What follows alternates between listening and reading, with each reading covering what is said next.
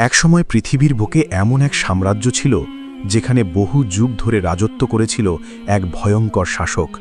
সে শুধু একজন রাজা ছিল না, বরং নিজেকে মানুষের সর্বোচ্চ প্রভু বলে দাবি করত। অহংকারে অন্ধ হয়ে সে ঘোষণা দিয়েছিল, আমি তোমাদের সর্বোচ্চ রব। তার সামনে মানুষকে জোর করে সেজদা করানো হতো। ক্ষমতার নেশায় সে সত্য অস্বীকার করেছিল এবং অত্যাচারকেই নিজের শাসনের ভিত্তি বানিয়েছিল।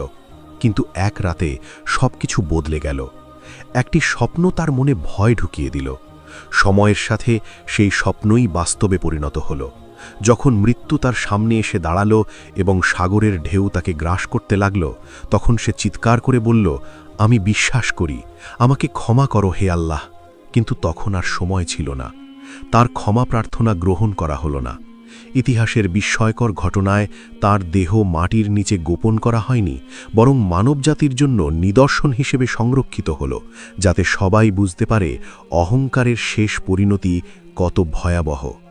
সেই সময়ের মিশর ছিল পৃথিবীর অন্যতম শক্তিশালী দেশ, তবুও ক্ষমতা তাকে রক্ষা করতে পারেনি। নীল নদের তীর ঘেঁষে গড়ে উঠেছিল সমৃদ্ধ সব নগরী। সেখানে জমি এমন উর্বর ছিল যেন ফসলের সাথে সাথে সোনাও জন্মায়।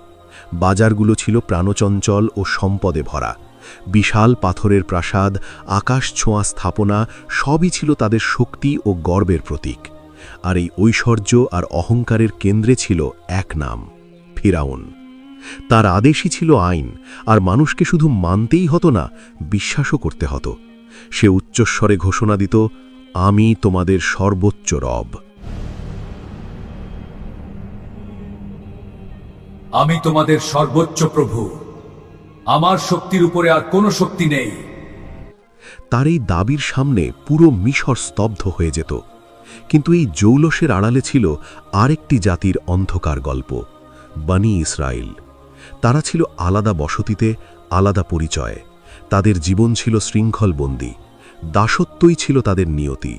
তাদের পুরুষদের সকাল থেকে সন্ধ্যা পর্যন্ত বিশাল পাথর টেনে নিয়ে যেতে হতো, যাতে মিশরীয়দের প্রাসাদ ও সুউচ্চ স্থাপনা আরও উঁচু হয়ে দাঁড়ায়। তারা দিনভর পাথর টেনে প্রাসাদ গড়ত, আর রাত হলে ক্লান্ত শরীর নিয়ে মাটিতে লুটিয়ে পড়ত। তাদের নারীদের বাঁচিয়ে রাখা হতো শুধু দাসত্বের শৃঙ্খল টিকিয়ে রাখার জন্য, যাতে তারা নতুন দাস সন্তানের জন্ম দেয়, আর সেই সন্তানরা আবার ফিরাউনের অট্টালিকা নির্মাণে জীবন বিলিয়ে দেয়। ইচ্ছাকৃতভাবেই এই জাতিকে দুর্বল, ভীত আর বিভক্ত করে রাখা হয়েছিল, কারণ অত্যাচারী জানত দুর্বল জাতি কখনো সিংহাসন কাঁপাতে পারে না। অহংকারে সে বলত, আমার ছায়া পড়লে মাটি পবিত্র হয়, আমার পদধ্বনিতে পাথরও কেঁপে ওঠে। তার এই দম্ভে চারিদিক নীরব হয়ে যেত। কিন্তু ইতিহাস বদলাতে ইঙ্গিতই যথেষ্ট।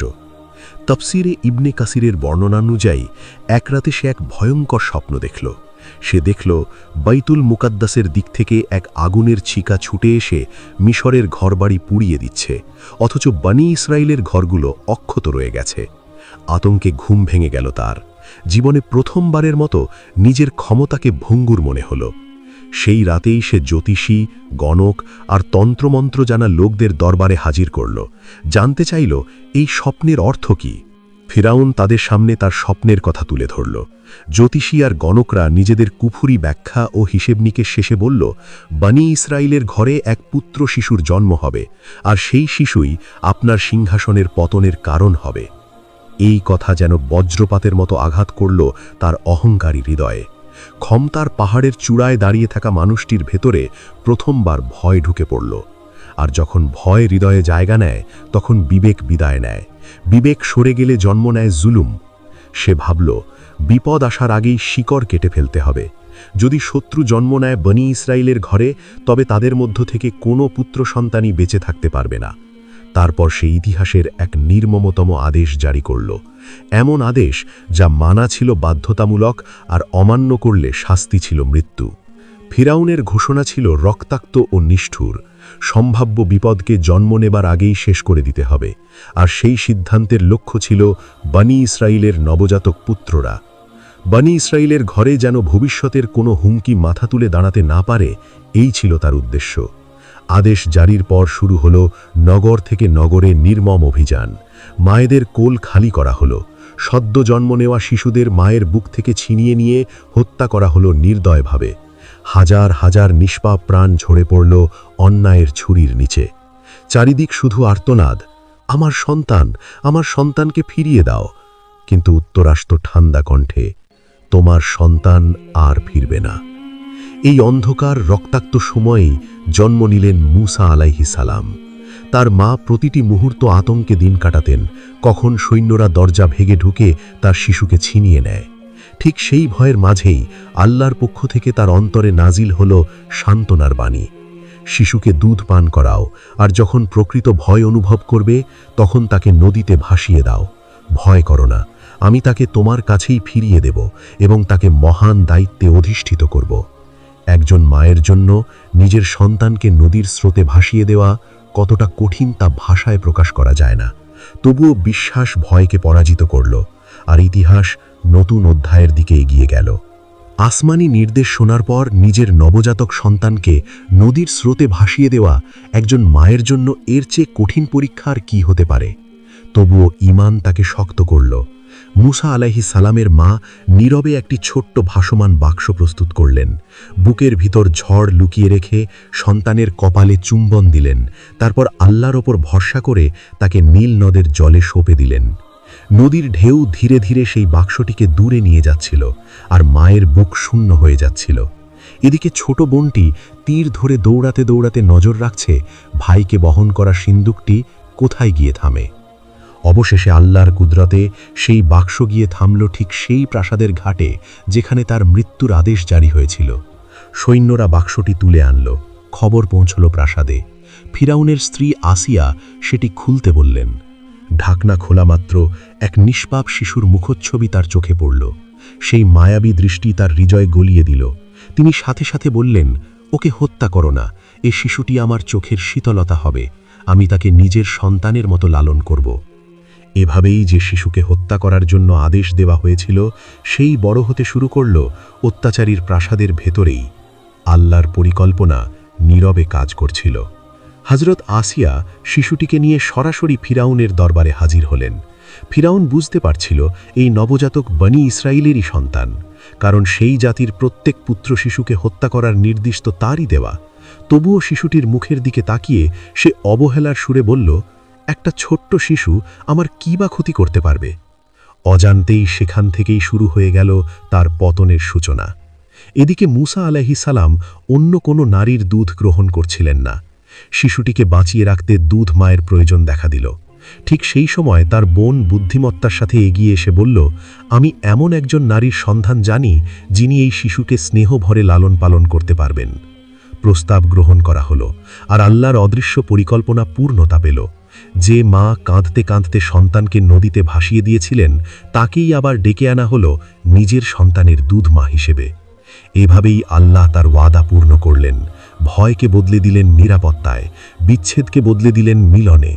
যে সন্তানকে স্রোতে সঁপে দেওয়া হয়েছিল সেই ফিরে এলো মায়ের কোলেই, সম্মান ও নিরাপত্তার সাথে। আল্লাহ শুধু সন্তানকে মায়ের কাছে ফিরিয়ে দেননি, বরং তাকে প্রাসাদের নিরাপত্তা, মর্যাদা ও রাজকীয় পরিবেশও দান করেছিলেন। সময় গড়াতে লাগল। মুসা আলাইহিস সালাম ধীরে ধীরে যৌবনে পদার্পণ করলেন। যখন তিনি পরিপক্ক শক্তি ও প্রজ্ঞায় উপনীত হলেন তখন আল্লাহ তাকে হিকমা ও জ্ঞান দান করলেন। একদিন তিনি নগরীতে প্রবেশ করলেন। সেখানে দেখলেন দুই লোক বিবাদে লিপ্ত। একজন বনি ইসরাইলের অর্থাৎ তার নিজের সম্প্রদায়ের মানুষ, আর অন্যজন ছিল মিশরীয় শাসকদের একজন আইন শৃঙ্খলা রক্ষাকারী লোকের মতো। বনি ইসরাইলের ব্যক্তি চিৎকার করে সাহায্য চাইল। সেই আর্তনাদ মুসা আলাইহিস সালামের হৃদয় স্পর্শ করল। তিনি এগিয়ে গিয়ে নির্যাতিত ব্যক্তিকে রক্ষা করতে আক্রমণকারীকে একটি ঘুষি মারলেন। আঘাতটি এতটাই শক্ত ছিল যে লোকটি মাটিতে লুটিয়ে পড়ল, আর উঠল না। ঘটনা ঘটার সাথে সাথেই মুসা আলাইহিস সালাম বুঝতে পারলেন আঘাতটি অনিচ্ছাকৃতভাবে মৃত্যুর কারণ হয়ে গেছে। গভীর অনুতপে তিনি তৎক্ষণাৎ আল্লাহর দিকে ফিরে বললেন, হে আমার রব, আমি নিজের উপর জুলুম করে ফেলেছি, আমাকে ক্ষমা করুন। আর আল্লাহ তার তওবা কবুল করলেন। তিনি তো পরম ক্ষমাশীল, অসীম দয়ালু।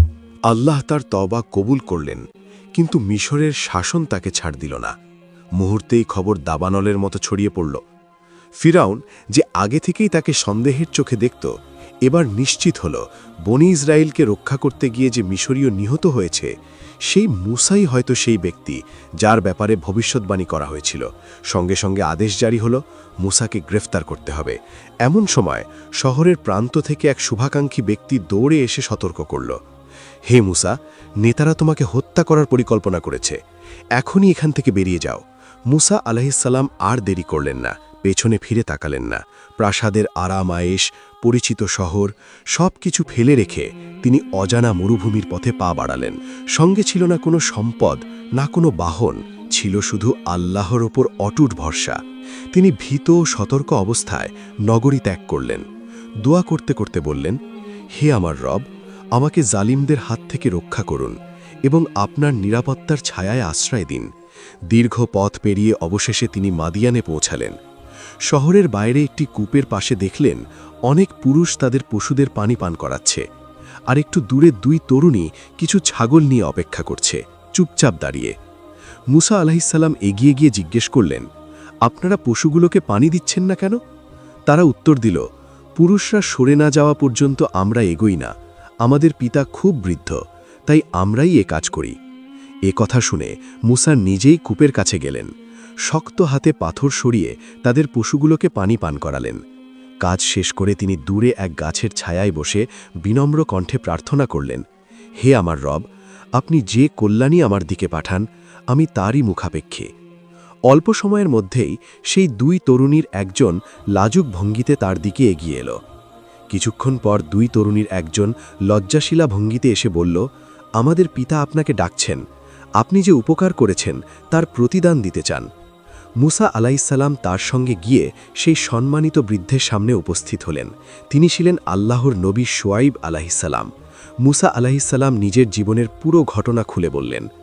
সব শুনে শুআইব আলাইহিসসালাম আশ্বাস দিয়ে বললেন, ভয় করো না, এখন তুমি জালিমদের কবল থেকে নিরাপদ। এ সময় তার এক কন্যা নীরবে বলল, আব্বা, তাকে কাজে রাখুন, তিনি শক্তিশালী ও বিশ্বস্ত। তখন শুআইব আলাইহিসসালাম প্রস্তাব দিলেন, আমি আমার এক কন্যার বিবাহ তোমার সাথে দিতে চাই, তবে শর্ত হলো তুমি 8 বছর আমাদের সঙ্গে কাজ করবে। যদি 10 বছর পূর্ণ করো তা হবে তোমার ইচ্ছা ও অনুগ্রহ। মুসা আলাইহিসসালাম প্রস্তাব গ্রহণ করলেন। এ ছিল না কেবল কাজের চুক্তি, এ ছিল তার জীবনের প্রস্তুতির অধ্যায়। এই দীর্ঘ সময় তাকে গড়ে তুলল ধৈর্য, দায়িত্ববোধ ও নেতৃত্বের যোগ্যতায়, কারণ সামনে অপেক্ষা করছিল আরও বড় এক দায়িত্ব। এই দীর্ঘ সময় তিনি কাটালেন এক সাধারণ রাখাল হিসাবে। ভেড়া চড়ানো, নির্জনতা, ধৈর্য ও আল্লাহর রহমতের অপেক্ষায়। যে মানুষ একসময় মিশরের রাজপ্রাসাদে বেড়ে উঠেছিল, সেই এখন খোলা আকাশের নিচে দিন কাটাচ্ছে। নির্ধারিত সময় পূর্ণ হলে মুসা আলাইহিসসালাম স্ত্রীকে সঙ্গে নিয়ে মিশরের পথে রওনা হলেন। শীতল মরুভূমির রাত, চারদিকে নীরবতা। পথ চলতে চলতে হঠাৎ তিনি দূরের পাহাড়ে এক আলোর ঝলক দেখতে পেলেন। তিনি স্ত্রীকে বললেন, তুমি এখানে অপেক্ষা করো, আমি আগুন থেকে কিছু নিয়ে আসি, অথবা পথ সম্পর্কে কোনো সংবাদ জেনে আসি। কিন্তু সেটি সাধারণ আগুন ছিল না। তিনি যখন কাছে পৌঁছলেন তখন এক মহান আহ্বান ভেসে উঠল, হে মুসা। এই সম্বোধনে তার শরীর কেঁপে উঠল। আবার ধ্বনি শোনা গেল, ভয় করো না, আমিই তোমার রব, তোমার জুতো খুলে ফেলো, তুমি পবিত্র তুয়া উপত্যকায় অবস্থান করছ। আমি তোমাকে নির্বাচন করেছি, তাই যা প্রত্যাদেশ করা হচ্ছে মনোযোগ দিয়ে শোনো। সেই পবিত্র উপত্যকায় আল্লাহর পক্ষ থেকে নির্দেশ এলো, ফিরাউনের কাছে যাও, সে সীমা লঙ্ঘন করেছে। আল্লাহ জানালেন, তার হাতে থাকা লাঠি হবে এক মহান নিদর্শন, এতে বিশেষ শক্তি দান করা হয়েছে।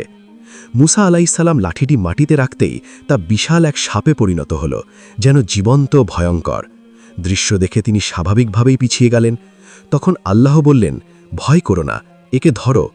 তিনি সাহস করে সাপটিকে হাতে নিতেই তা আবার আগের মতো লাঠিতে রূপ নিল। আরেকটি নিদর্শনও তাকে দেওয়া হলো। তিনি যখন হাত বগলের ভিতর ঢুকিয়ে বের করলেন, তা উজ্জ্বল আলোয় ঝলমল করতে লাগল, কোনো দাগ বা রোগ ছাড়া। এরপর আদেশ এলো, ফিরাউনের কাছে যাও, সে অহংকারে অন্ধ হয়ে গেছে, সম্ভবত সে উপদেশ গ্রহণ করবে। মুসা বিনম্রভাবে বললেন, হে আমার রব, আমার বাক্যে কিছু জড়তা আছে। আমার ভাই হারুনকে আমার সহকারী বানিয়ে দিন, যেন সে আমার কথা স্পষ্টভাবে পৌঁছে দিতে পারে। আল্লাহ তার দোয়া কবুল করলেন এবং জানালেন তারা দুজনেই সাহায্যপ্রাপ্ত হবেন। এভাবেই দুই ভাই আল্লাহর বার্তা নিয়ে রওনা হলেন সেই প্রাসাদের দিকে, যেখানে একদিন একটি শিশু হিসাবে তার লালন পালন হয়েছিল, আর এখন তিনি ফিরছেন সত্যের দাওয়াত নিয়ে। মুসা আলাইহিসসালাম তার ভাই হারুন আলাইহিসসালামকে সঙ্গে নিয়ে ফিরাউনের দরবারে উপস্থিত হলেন। প্রাসাদের জাঁকজমকের মাঝে দাঁড়িয়ে ফিরাউন অহংকার ভরা হাসি দিয়ে প্রশ্ন করল, তোমাদের রব আবার কে? মুসা শান্ত কণ্ঠে জবাব দিলেন, আমার রব তিনি, যিনি জীবন দান করেন এবং মৃত্যু দেন। ফিরাউন বিদ্রূপের সুরে বলল, তুমি কি আমাদের বিভ্রান্ত করতে চাও? তোমার দাবির প্রমাণ দাও। তারপর মিশরের সেরা জাদুকরদের একত্র করা হলো। নির্ধারিত দিনে তারা দড়ি ও লাঠি নিক্ষেপ করল। মানুষের চোখে সেগুলো নড়াচড়া করা সাপের মতো মনে হতে লাগল। ভিড়ের মধ্যে ভীতি ছড়িয়ে পড়ল। তখন মুসা আলাইহিসসালাম আল্লাহর উপর ভরসা করে নিজের লাঠি মাটিতে রাখলেন। মুহূর্তেই তা বিশাল বাস্তব সাপে পরিণত হল এবং জাদুকরদের বানানো সব ভেলকিবাজি গিলে ফেলল। দৃশ্য দেখে জাদুকররা সত্য বুঝে গেল। তারা উচ্চস্বরে ঘোষণা করল, এটি কোনো জাদু নয়, এ বিশ্বজগতের রবের শক্তি। তারপর তারা সেজদায় লুটিয়ে পড়ল। কিন্তু সত্য দেখেও ফেরাউনের হৃদয় নরম হল না, বরং তার অহংকার আরও তীব্র হয়ে উঠল। সে ক্রোধে চিৎকার করে বলল, এ সব প্রতারণা, আমি তোমাদের সর্বোচ্চ রব। অহংকারে অন্ধ ফেরাউন নিজেরই ডেকে আনা জাদুকরদের কঠোর শাস্তি দিল। তাদের হাত পা বিপরীত দিক থেকে কেটে ফেলার হুমকি দিল, শুধু এ অপরাধে যে তারা সত্যকে গ্রহণ করেছে, কিন্তু তাদের ঈমান ছিল অটল। তারা দৃঢ় কণ্ঠে বলল, তুমি যা ইচ্ছা করো, আমাদের সিদ্ধান্ত বদলাবে না। আমরা বিশ্বজগতের রবের প্রতি ঈমান এনেছি, কারণ আমরা স্পষ্ট নিদর্শন প্রত্যক্ষ করেছি। সত্যের সামনে ক্ষমতার ভয় টিকতে পারল না। এরপর শুরু হলো সতর্ক বার্তার ধারাবাহিকতা। আল্লাহ ফেরাউন ও তার জাতির ওপর একের পর এক নিদর্শন প্রেরণ করলেন। প্রথমে এলো ভয়াবহ প্লাবন। প্রচণ্ড ঝড় ও বন্যায় উর্বর জমিন ডুবে গেল, ফসল নষ্ট হল, জীবিকার ভরসা ভেঙে পড়ল। সমৃদ্ধির অহংকার মুহূর্তেই বিপর্যয়ে বদলে গেল। বন্যা থামার পর তারা সাময়িক স্বস্তির আশায় ছিল, কিন্তু শিগগিরই আরেক পরীক্ষা নেমে এলো। অসংখ্য পঙ্গপালের ঝাঁক আকাশ ঢেকে দিল। তারা ক্ষেতের অবশিষ্ট শস্য, গাছের পাতা সবকিছু গ্রাস করতে লাগল। তবুও তাদের হৃদয় নরম হল না। পঙ্গপালের ঝাঁক মাঠের সবুজের শেষ চিহ্নটুকুও গ্রাস করে নিল। জমিন হয়ে গেল উজাড়। এরপর নেমে এলো আরেক বিপদ, উকুনের প্রাদুর্ভাব। তা শুধু চুলেই সীমাবদ্ধ ছিল না, মানুষের দেহে ছড়িয়ে পড়ে ক্ষত ও অসহনীয় চুলকানি সৃষ্টি করল। মানুষ যন্ত্রণায় অতিষ্ঠ হয়ে পড়ল। এই সতর্কবার্তাগুলো স্পষ্ট করে দিচ্ছিল, এ শক্তি কোনো মানুষের নয়, এটি আল্লাহর কুদরতের প্রকাশ। তারপর চারিদিকে ছড়িয়ে পড়ল ব্যাঙ। ঘর, রাস্তাঘাট, খাবার সব জায়গায় তারা ভরে গেল। এটি কোনো স্বাভাবিক মৌসুমী ঘটনা ছিল না, বরং নীরব কিন্তু ভীতিকর এক পরীক্ষা, যা প্রতিটি ঘরে অস্থিরতা ছড়িয়ে দিল। সবশেষে নেমে এলো আরেক ভয়াবহ নিদর্শন। নদী ও জলাধারের পানি রক্তিম বর্ণ ধারণ করল। বিশুদ্ধ পানীয় পানযোগ্য রইল না। মাছ ভেসে উঠল মৃত অবস্থায়। বাতাসে ছড়িয়ে পড়ল দুর্গন্ধ। জীবনযাত্রা হয়ে উঠল দুর্বিষহ। তবুও ফিরাউন একগুয়েমুতে বলতেই থাকল, এ সব মুসার জাদু। সে সত্যকে অস্বীকার করতে থাকল, যদিও একের পর এক নিদর্শন তার চোখের সামনেই প্রকাশ পাচ্ছিল। কুরআনে আল্লাহ এই ঘটনাগুলোর উল্লেখ করেছেন। এগুলো ছিল স্পষ্ট সতর্ক বার্তা, যেন তারা ফিরে আসে সত্যের পথে।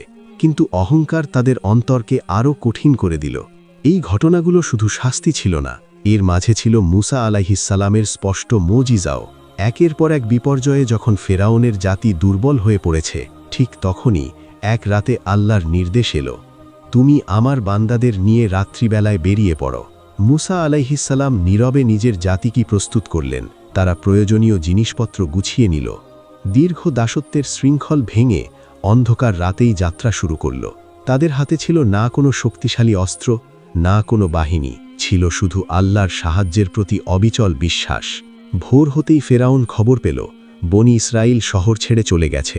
তার অহংকার আবার জ্বলে উঠল। সে ক্রুদ্ধ কণ্ঠে বলল, তারা আমাদের দুর্বল ভেবে পালিয়েছে। আমরা তাদের ধরে আনব এবং প্রমাণ করব শক্তি আমাদের হাতেই। এরপর বিশাল সৈন্যদল প্রস্তুত করা হলো। রথ, অশ্বারোহী বাহিনী সব নিয়ে তারা পিছু নিল। তাদের লক্ষ্য একটাই, মুসা ও তার অনুসারীদের আটক করা। আর সামনে অপেক্ষা করছিল ইতিহাসের এক অবিস্মরণীয় মুহূর্ত। পূর্ণ আস্থা নিয়ে বনি ইসরাইল সমুদ্র তীরে এসে দাঁড়াল। সামনে বিশাল জলরাশি, গভীর, অন্ধকার ও ভয়ঙ্কর। ঢেউগুলো যেন গর্জন করে জানিয়ে দিচ্ছিল, পালানোর আর কোনো পথ নেই। মানুষের হৃদয়ে আতঙ্ক ছড়িয়ে পড়ল। কেউ বলতে লাগল, আমরা তো শেষ। সামনে উত্তাল সমুদ্র, পিছনে ফিরাউনের বাহিনী, এবার বাঁচার উপায় কি?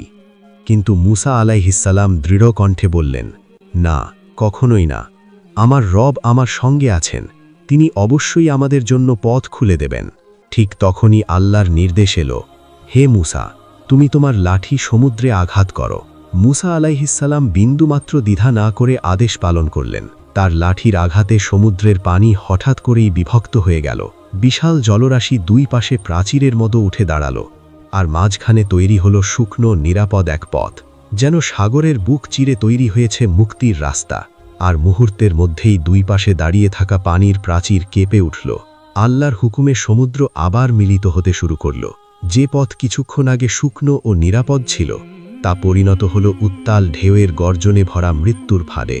ফেরাউন তখনও ঘোড়ার পিঠেই ছিল, সৈন্যদের নিয়ে এগিয়ে চলেছিল। হঠাৎ চারদিক থেকে পানি ধেয়ে এলো, ঘোড়াগুলো ছটফট করতে লাগল, সৈন্যরা চিৎকার করে উঠল। পালানোর কোনো পথ রাল না। সেই মুহূর্তে মৃত্যুর সামনে দাঁড়িয়ে ফেরাউনের অহংকার ভেঙে চুরমার হয়ে গেল। সে চিৎকার করে বলল, আমি ঈমান আনলাম সেই সত্তার উপর, যার উপর বনি ইসরাইল ঈমান এনেছে। কিন্তু তখন অনেক দেরি হয়ে গেছে। আল্লাহর পক্ষ থেকে জবাব এলো, এখন? অথচ এর আগে তুমি অবাধ্য ছিলে এবং সীমালঙ্ঘনকারীদের অন্তর্ভুক্ত ছিলে। এক সময়ের শক্তিশালী শাসক, যে নিজেকে সর্বোচ্চ রব বলে দাবি করত, সে ডুবে গেল নিজের অহংকারের সাগরে। আর বনি ইসরাইল নিরাপদে দাঁড়িয়ে দেখল, যে শক্তিকে তারা সবচেয়ে ভয় পেত, সেই শক্তি আজ আল্লাহর কুদরতের সামনে অসহায়। এই ঘটনা শুধু ইতিহাস নয়, এটি এক চিরন্তন শিক্ষা। অহংকার মানুষকে অন্ধ করে দেয়, আর আল্লাহর উপর ভরসা মানুষকে অসম্ভবের মাঝেও পথ দেখায়। ক্ষমতা চিরস্থায়ী নয়, সিংহাসন স্থায়ী নয়, বাহিনী স্থায়ী নয়, স্থায়ী শুধু আল্লাহর কুদরত এবং সত্যের বিজয়। ফেরাউন ভেবেছিল তার রাজত্বই শেষ কথা। সে নিজেকে সর্বোচ্চ রব বলে দাবি করেছিল, কিন্তু একটি ঢেউই যথেষ্ট ছিল তার সমস্ত অহংকার ভেঙে দিতে। আর দেখুন বিপরীত চিত্র। হজরত আসিয়া আলাইহাসসালাম রাজপ্রাসাদে থেকেও হৃদয়ে ছিলেন আল্লাহর বান্দি। চারদিকে অত্যাচার, ভয় আর হুমকি, তবুও তিনি বলেছিলেন, হে আমার রব, আপনি আমার জন্য আপনার কাছে জান্নাতে একটি ঘর নির্মাণ করুন। তিনি দুনিয়ার প্রাসাদ ছেড়ে আখেরাতের ঘর বেছে নিয়েছিলেন, আর আল্লাহ তাকে জান্নাতের সুসংবাদ দিয়েছেন। এই কাহিনী আমাদের শেখায়, ঈমান সংখ্যায় বড় নয়, দৃঢ়তায় বড়। সত্যের পথে দাঁড়াতে সাহস লাগে, কিন্তু শেষ বিজয় সত্যেরই হয়। অহংকার মানুষকে ধ্বংস করে, আর আল্লাহর উপর ভরসা মানুষকে রক্ষা করে। ফেরাউনের দেহ আজও ইতিহাসের সাক্ষী, আর আসিয়ার ঈমান কেয়ামত পর্যন্ত মুমিনদের অনুপ্রেরণা। সিদ্ধান্ত আমাদের, আমরা কি ফেরাউনের পথ বেছে নেব, নাকি আসিয়ার ঈমানের পথ? যদি এই ঘটনা আপনার হৃদয়ে সামান্য হলেও নাড়া দিয়ে থাকে, তাহলে ভাবুন আমরা কোন পথে চলছি। আর যদি পরবর্তী অংশও দেখতে চান, তাহলে ভিডিওতে একটি লাইক দিয়ে সমর্থন জানান।